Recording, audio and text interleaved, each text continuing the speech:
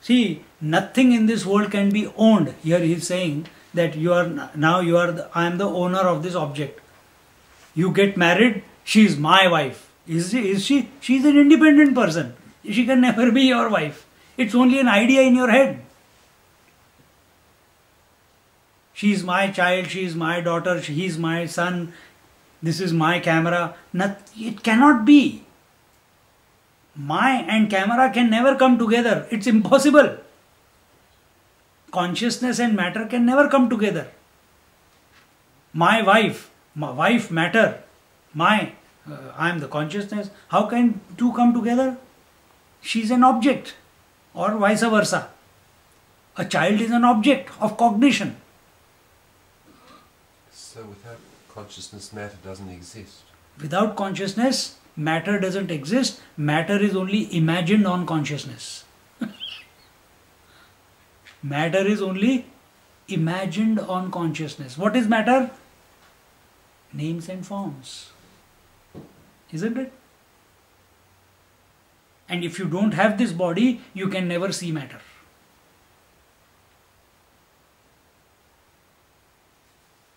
Oh, what about this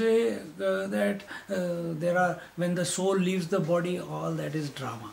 That is just an imagination within the mind to keep certain minds quiet. That's all. From Vedantic standpoint, there is nothing called reincarnation. There is nothing called nothing. There is only the self, the reality. And you are that. Come to know. You are that. Anyway, we'll keep with the thought. So first was the object created a impression on the mind in the light of the consciousness, and the knowledge took place that I know this object. So this knowledge that took place, I know this object, is also a thought. Is also a thought. And so three things now. Three things have come about. The illuminating principle, in whose presence the object was able to form an impression as a thought on the mind, and the knowledge of that thought, or the thought of the object and the object of that thought. Two things have taken place. All these three, who has come to know? All these three, who have come to know? Who has come to know? In whose presence these three are taking place? That is the self.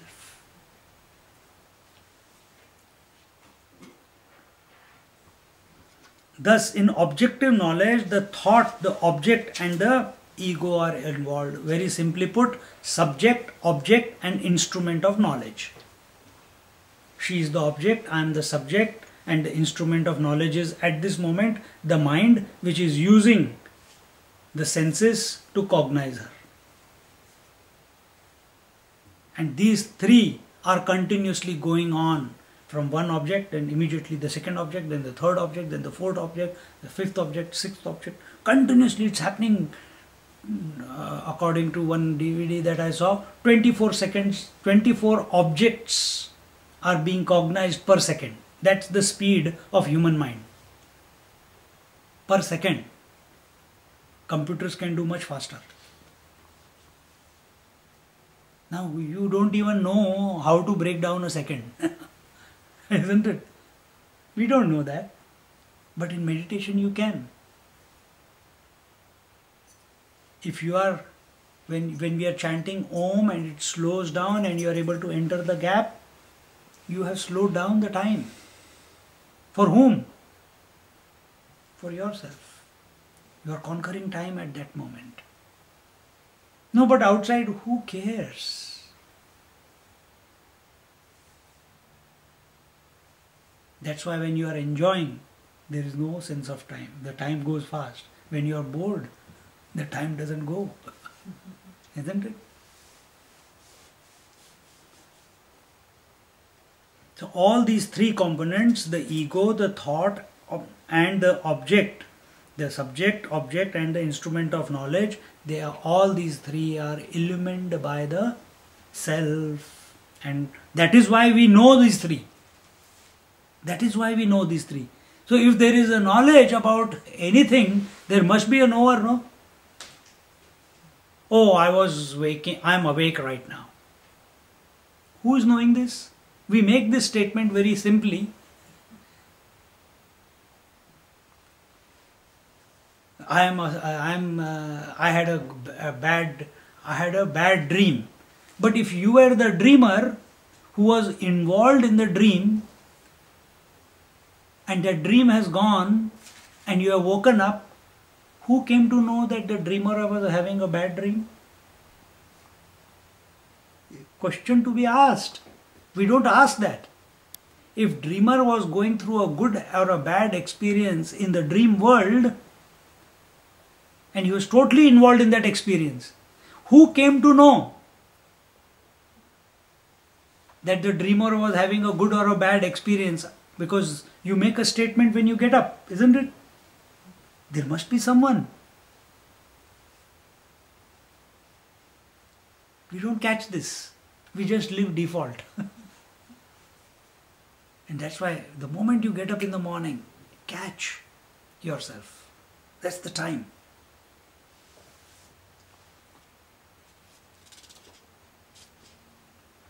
This knowing by the illuminated thoughts is called as specific knowledge. So, when I know Radha, I know Stanton, I know camera, this is specific knowledge. And when the self knows the waking, dream, deep sleep, the self knows the subject, object and the instrument of knowledge, this is called general knowledge. This is not called... General knowledge is not about knowledge of the whole world, but it is good. The term can be used at a relative level also. But when you are knowing everything without getting caught up in it, then you are knowing it generally. One should not be knower of, you should be both at the same time. You should have the flexibility to go and have a specific knowledge and at the same time have general knowledge. Having general knowledge is called living in awareness. Having specific knowledge is not called living in awareness. Specific knowledge is living in attachment. Only when I get attached to you, I'll call you Teresa, isn't it? So many people are going on the road. Do I call everyone by name? That's general knowledge, relatively speaking. But the moment out of that big crowd I come to know one person, specific knowledge, isn't it? So many cars are going, general knowledge.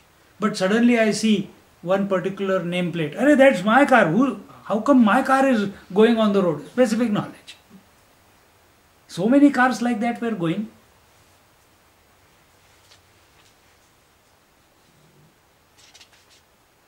This pure self who is not conditioned by any thoughts and specific knowledge is the para artha, the supreme self. Para artha means, artha means meaning. When a value is given to something. Para means going beyond giving value. Value can be given to something or someone only at the level of the mind. Only there you can give value. I keep repeating this. Don't give any value, don't give any attention, don't give any credence to any thoughts other than the breath. Isn't it? And then when we come to the Om, think of the Om to the exclusion of all other thoughts. Don't give any value, don't give any attention, don't give any credence to any other thought other than Om. This is what it is. Self is, you cannot give it any value. You cannot call it recognition. You cannot call it discovery also. You cannot know it through the mind.